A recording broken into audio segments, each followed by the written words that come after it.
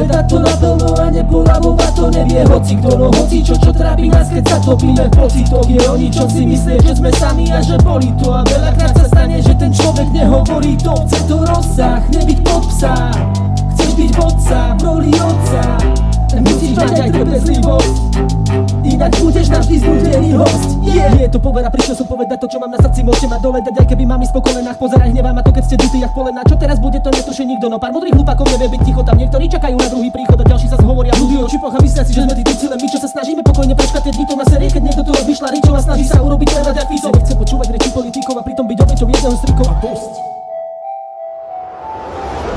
Máme šťastie, že môžeme byť sami sebou.